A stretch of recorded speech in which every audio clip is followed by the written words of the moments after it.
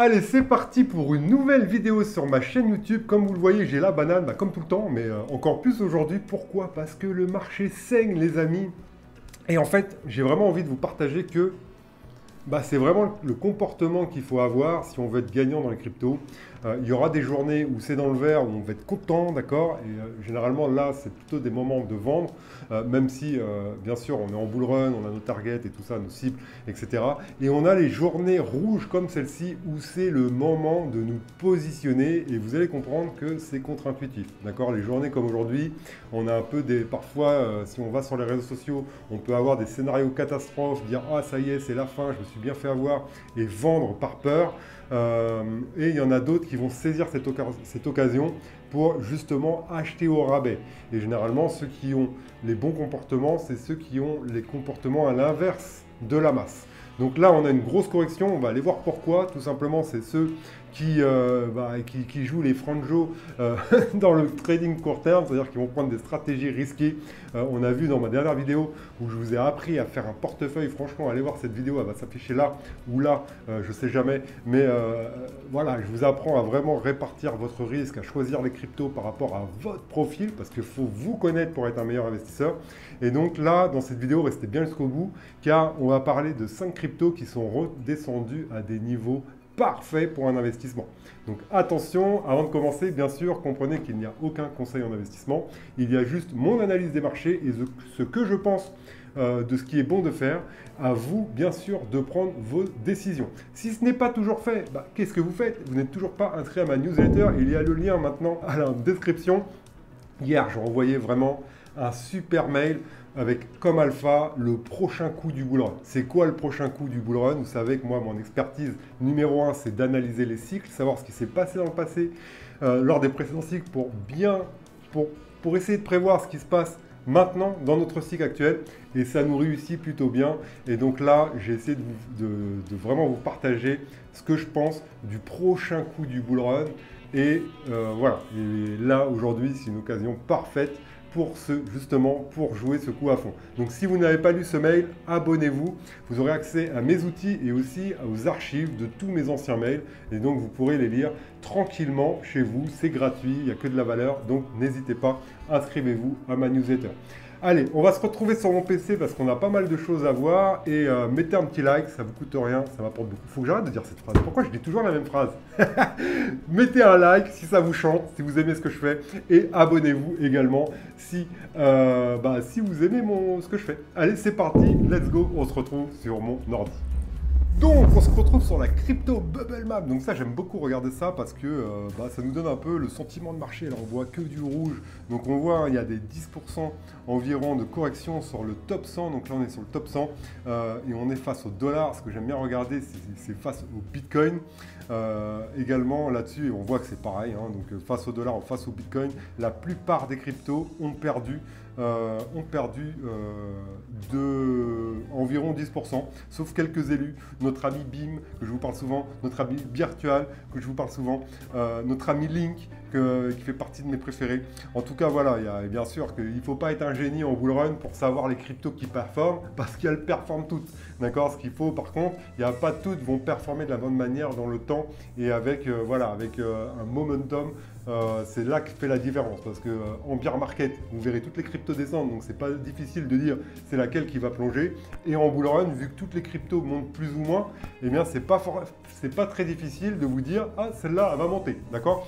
Donc attention, vous entendrez beaucoup de choses sur beaucoup de cryptos à gauche, à droite. C'est normal que les cryptos prennent, on a vu des cryptos sur le Superverse faire des scores incroyables alors qu'elles sont plus du tout dans l'air du temps, d'accord? Donc attention, on voit par contre, on va se remettre en dollars que si on monte dans le top 200, donc on voit ici, d'accord, top 200, donc on a environ 5,8% de correction sur le top 100, on voit que c'est plus on monte et plus c'est beaucoup, d'accord? Mais ça reste environ 10%. On voit que ce qui a pris le plus, c'est l'IA, 8,99%. Enfin, ça, c'est mes listes, c'est mes références à moi. Mais l'IA a bien pris 8,9% de baisse. Donc, ça veut dire peut-être que le rebond sera assez sympatoche. Alors, qu'est-ce qui a provoqué cette baisse? Tout simplement, je vous disais, la liquidation, regardez cette bougie de liquidation. Donc c'est quoi une liquidation? Se faire liquider. Si par exemple vous allez sur Binance, vous achetez du Bitcoin, en fait c'est simple. Vous allez vous allez faire un long, c'est-à-dire que vous pensez que le Bitcoin va monter, soit vous allez shorter. Donc vous pensez que le Bitcoin va baisser. Et là, vous pouvez mettre des stratégies de levier où vous allez faire multiplier vos gains, mais vous allez multiplier votre risque également. Et donc là, on voit que hier, et par contre, si le Bitcoin fait l'inverse de vos prédictions, vous perdez tout, d'accord?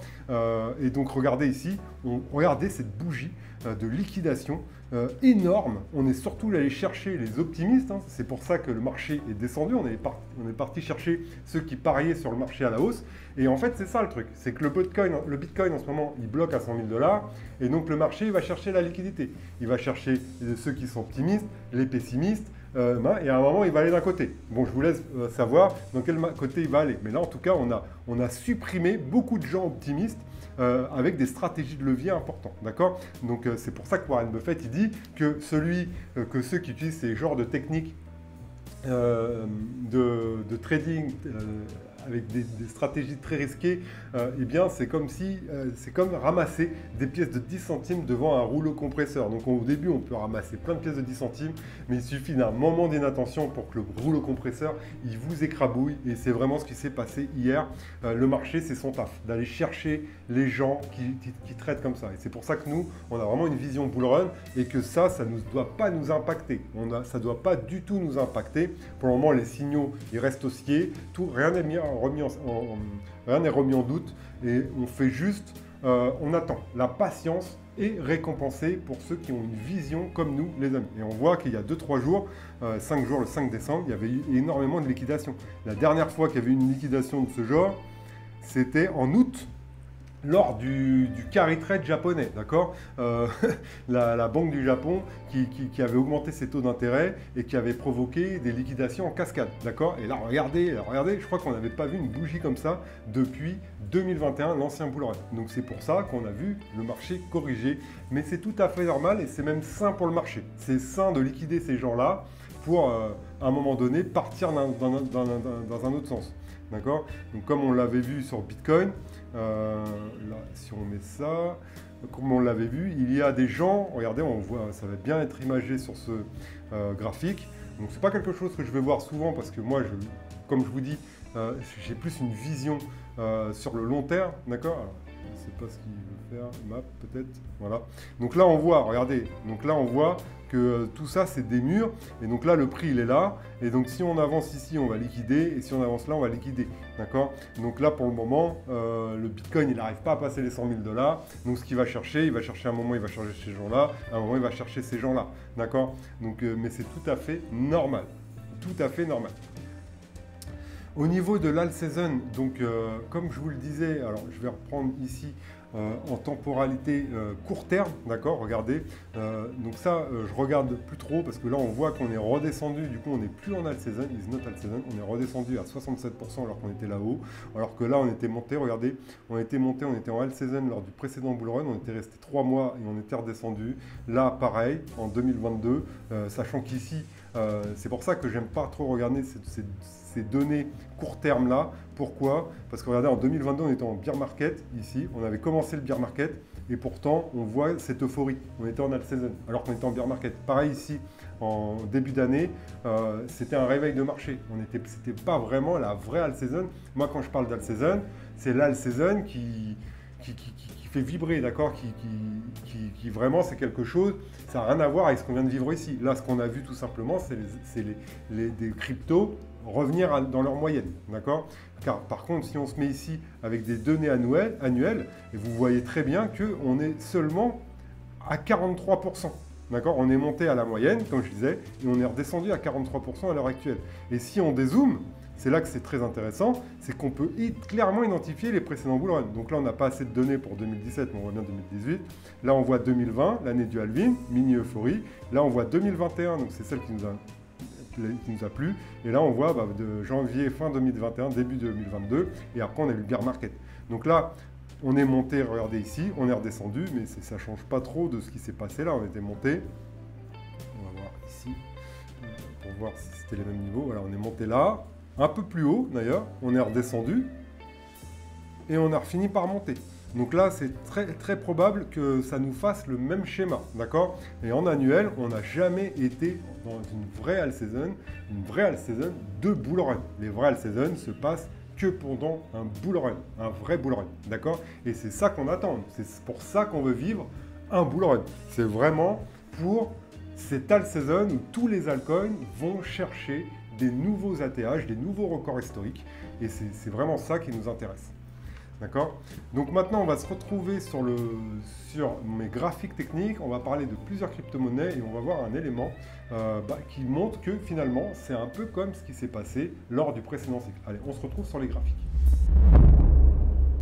Donc au niveau de la Bitcoin dominance, comme vous le pouvez voir, on est tombé ici dans ce support-là. Et moi, ce que je vous dis depuis plusieurs vidéos, c'est que j'ai envie que cette zone soit fracturée pour qu'on vienne, un peu comme ici, fracturer, arriver ici, d'accord? Et là, pour le moment, ce n'est pas le cas, d'accord? Là, il y a cette longue ligne de tendance. C'est pour ça que je pense qu'on ira dans cette zone, peut-être un peu en dessous, d'accord? Mais là, pour le moment, on a fracturé cette première zone. Donc moi, ça me fait penser à vraiment ce qui s'est passé ici. On a eu 1, 2, 3 bougies. 1, 2, 3 bougies. On a eu un petit sursaut après, ici. Et on a fait un petit biseau descendant comme ça. Et après, bim. D'accord? Donc moi, je vois bien la même chose. Et après, vraiment, casser ici cette ligne-là pour venir vraiment l'all season. Et c'est là, si on regarde ici, 22 mars. On était où ici, le 22 mars? Voilà. 22 mars, on était là. Donc ça veut dire qu'on était déjà bien engagé et qu'après, 22 mars, regardez, ici, 10 mai, 22 mars, 10 mai, voilà, regardez. Quand on est arrivé en bas où vraiment le Bitcoin s'était effondré complètement, regardez où on est ici, d'accord? Donc bah, c'est normal parce que c'est ici aussi. C'est à peu près le même graphique que la Bitcoin dominance. Mais ça rime vraiment les deux que vraiment, il faut un gros coup que la Bitcoin dominance s'écroule par rapport à toutes les autres cryptos pour vraiment lancer cette all season qu'on attend pour le moment. On reste toujours timide comme lors du précédent cycle avant de casser soudainement pour notre all season. Au niveau du Total 3, donc c'est ça que je voulais vous montrer. Donc Total 3, c'est la capitalisation de toutes les cryptos hormis Bitcoin et Ethereum, là, BTC, ETH et bien sûr les stablecoins. Et donc regardez, la dernière fois, lorsqu'on était venu chercher le sommet de 2017, d'accord, pour le précédent halving, on voit qu'on avait cassé ce sommet et qu'on avait corrigé de, regardez bien, 33%. Donc 33%, c'est pas rien. Pour le moment, ici, on est venu à l'ATH, on l'a un peu dépassé, d'accord, et on a chuté de 18%, d'accord. Mais on voit que par la suite, ce qui nous a attendu, c'est la vraie all season. Et là, regardez, on était où? Le 8 mars. 8 mars, on a commencé à décoller. 8 mars, voilà, donc on était vers là, d'accord. Donc pas loin de là où on est actuellement. Et au niveau de la Bitcoin dominance, le 8 mars,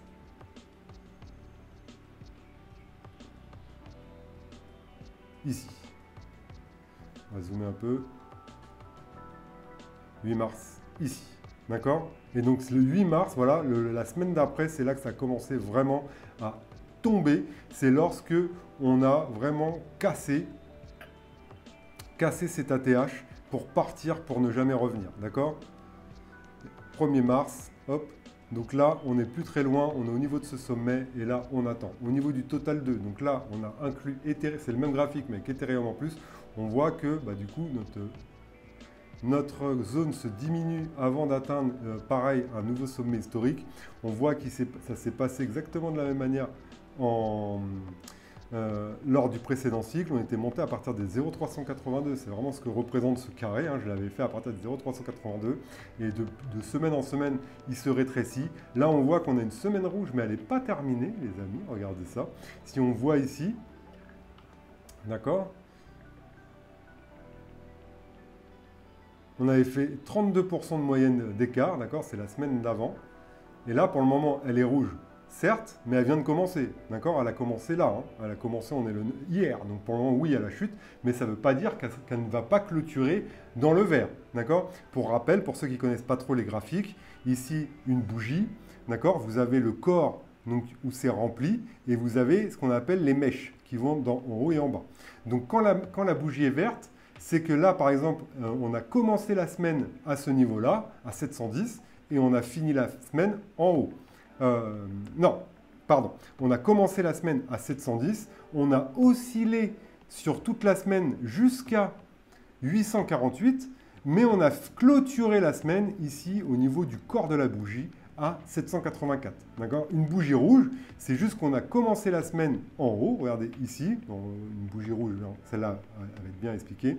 On a commencé la semaine ici à 1,17. On a oscillé entre 1,19 et 1,02, mais on l'a clôturé, vu qu'elle est rouge, en dessous. Donc on l'a clôturé à 1,15. J'espère que c'est clair, d'accord? Et donc là, on voit que la bougie était haussière, mais il y a eu énormément de volatilité.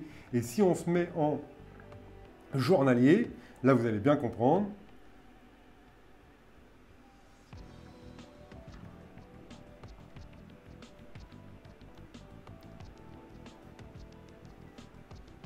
Donc en journalier, exactement pratiquement au même endroit, regardez, on a eu de la volatilité, on a eu 2 jours avec 17% de volatilité, un peu comme aujourd'hui. D'accord? Donc là, si on retourne, maintenant si on vient là,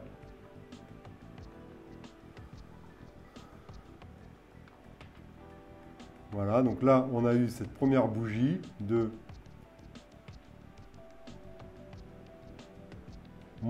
presque moins 17. Là, on va bien le mettre. D'ailleurs, on va essayer un truc.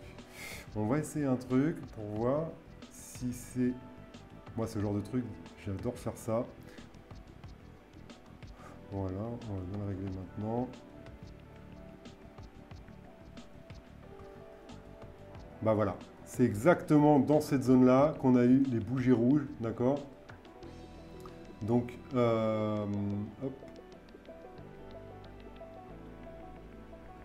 C'est exactement dans cette zone-là qu'on a eu les bougies rouges. Même avant, on a eu, d'accord? Tout n'est pas monté en ligne droite. Il y a eu, ça a corrigé. Et dans cette zone-là, il y a eu de la volatilité. Pourquoi? Parce qu'on arrivait tout simplement au niveau de l'ancien sommet historique.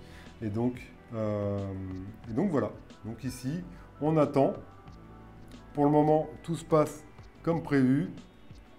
Hop, on va remettre ça là. Tout se passe comme prévu. Et d'ailleurs, c'est ce que j'ai mis ici. D'accord, zone d'achat en profitant du marché baissier et des grosses corrections. Donc là, c'est une grosse correction. C'est un moment pour acheter. Et ici, c'est une zone de vente par palier lorsqu'on aura dépensé l'ancien ATH. Et donc, pour le moment, ici, on est toujours dans une zone où il est bien de faire des achats lorsque ça corrige. Donc, bien sûr, c'était mieux de les faire ici, ici, carrément. Mais pour le moment, on est toujours dans une zone où on peut acheter et faire des profits. Donc maintenant, on va voir des crypto-monnaies revenues dans des niveaux assez sympas. Et donc du coup, j'ai fait un peu ce travail sur plusieurs cryptos. On voit qu'elles sont tous revenues chercher des zones super intéressantes. Et ça, c'est très haussier, les amis. C'est que ça a été ravalé très rapidement. Donc le prix est descendu, si vous comprenez maintenant les bougies, le prix est descendu à 19,82. Mais il a été ravalé, regardez, à la vitesse sur Link de manière incroyable. Et donc là, vous pouvez quand même acheter du Link avec un rabais par rapport au sommet de 15%, on va se mettre bien, pratiquement 15%. Et donc je pense que c'est un bon rabais pour une crypto-monnaie comme Link avec une gestion du risque très faible. C'est vraiment, Link, c'est vraiment un token value, qu'on appelle ça, de valeur de la crypto. Tout passe par Chainlink, c'est un oracle. C'est lui qui va chercher les données de la vie réelle dans le monde des crypto-monnaies.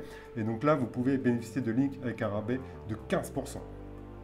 Vous avez ensuite une crypto comme Injective, et regardez, il est venu pile dans la boîte ici chercher, pratiquement tous ont fait ça, hein, ils sont venus chercher la précédente zone où ils œuvraient pour rebondir. Et regardez cette mèche, comment elle a été ravalée. Et là, vous pouvez acheter du Injective avec un rabais de 15% pareil. Et regardez, Injective, il est bien au niveau de la MACD, on a de la marge. d'accord? On n'est pas, regardez ici, quand on était en haut, comment il était en excès. Là, on est pile en train de franchir la ligne du milieu, le 0. Et regardez, le RSI, il est bas, d'accord? Contrairement à un token comme SUI, par exemple, je ne vous dirais jamais d'aller investir dans SUI maintenant, parce que là, on est déjà en sur-régime. Le RSI est au-dessus des 70. Et donc là, on voit que SUI a corrigé. Donc oui, vous pouvez bénéficier aussi d'un bon rabais, 15%, mais vous êtes sur une crypto qui a déjà donné pas mal de jus, d'accord? Ma troisième crypto sur laquelle je voulais vous parler, c'est clairement TAO. TAO, je crois qu'il n'y a pas un setup aussi haussier que TAO pour moi. Regardez cette belle tasse et cette anse sur du long terme. TAO, en fait, lui, il a fait son bull run avant les autres. Regardez, il est parti le 9 septembre. Il est arrivé le 7 octobre ici et il n'a pas trop bénéficié de Trump des élections. D'accord? Ici, il a baissé. Et il a été timide depuis les élections. Regardez le 4 novembre. Bon, il a fait à 85%. Franchement, la plupart des cryptos ont fait x2, sont revenus à la moyenne, mais lui, il était parti déjà avant. D'accord? Et donc là, TAO, il a fait une belle chute. On va prendre juste cette bougie rouge. Pareil, 15% à peu près comme tous. Mais le setup, honnêtement, la configuration est très haussière. Regardez là, on était en sur-régime au niveau du RSI. Et là, on est revenu presque à la moyenne. Bon, on est un peu haut au niveau du MACD, mais il reste énormément de marge. Regardez, on est un peu comme ici. Et là, si on repart, ça peut vraiment aller chercher des bons sommets sur TAO. Franchement, moi, je trouve ce setup très haussier pour la suite. Une autre crypto-monnaie que je voulais vous parler, c'est AAVE. Je vous en avais déjà parlé la dernière fois et lui, l'engouement est énorme sur AAVE. Regardez, on a fait la chute de 15%, mais on a déjà ravalé. Regardez, elle vient juste de passer dans le vert devant nous, elle repasse dans le rouge. Voilà, je pense que AAVE, c'est très haussier. Vous savez mon penchant pour Ethereum et comment la lumière va venir d'Ethereum. AAVE sera clairement une des crypto-monnaies les premières à bénéficier de cette hype. Et pour moi, AAVE, c'est très haussier. C'est pareil, le setup, il est très beau. Très très beau. Il y a quand même des beaux multiples à aller chercher sur AAVE. D'accord? Et voilà, c'est un token value. Ça, si c'est votre premier bull run, des cryptos comme AAVE, c'est vraiment ce genre de crypto où il faut aller. Pourquoi? Parce que c'est des valeurs sûres, d'accord? C'est pas des cryptos qui vont vous planter un couteau dans le dos, qui vont s'effondrer, d'accord? C'est des fondamentaux très lourds. Donc Link, AAVE, TAO, le leader de l'intelligence artificielle, ils ont tous les trois des très bons setups. Injective qui est une layer 1 construite sur Cosmos et voilà, il n'y a aucune dilution dessus. Pareil, le setup sur Injective, il est vraiment beau. Franchement, il donne envie Injective. Clairement, d'investir sur lui. Voilà, donc là je vous ai parlé de pas mal de cryptos. On n'oublie pas celles que je vous ai parlé précédemment, qui sont aussi des très bonnes cryptos sur lesquelles se positionner. On voit là par exemple STX qui a fait une belle correction. On est revenu pratiquement au niveau de départ. Là on a fait 25% de correction sur une crypto comme STX du top 30 qui n'a pas eu encore son momentum. À voir ce que ça va donner sur STX. Mais en tout cas, là, il y a une bonne zone d'achat également. Et comme vous le voyez, il y a énormément de crypto, du lourd, avec un fort potentiel pour profiter de cette correction. Avec un rabais d'au moins 15%. 15%, c'est ce qu'on trouve pendant les soldes, les amis. Et c'est l'occasion que l'on a, là, actuellement, d'acheter des cryptos si on croit à la suite du bull run. D'accord? Je regarde un peu ce qu'il y a d'autre, si je peux vous donner une autre. Notre ami BIM. BIM, je pense pas qu'il est trop... Voilà, ça, c'est des cryptos qui a de la forte demande dessus. On voit BIM. Donc BIM, je vous en avais parlé là. D'accord? Et regardez, depuis... il a fait 23% de baisse, mais ça a été ravalé. Là, il reste que 6%. Donc, on va voir ce qui va se passer sur BIM. Il y a aussi un coup que j'ai fait il n'y a pas longtemps. Si vous me suivez j'en ai parlé sur mon compte Instagram, c'est DEAI. Donc DEAI, ça va être très risqué. Donc là, on est sur une crypto qui est au-delà du top, je sais pas, à 500. On va aller voir vite fait. DEAI.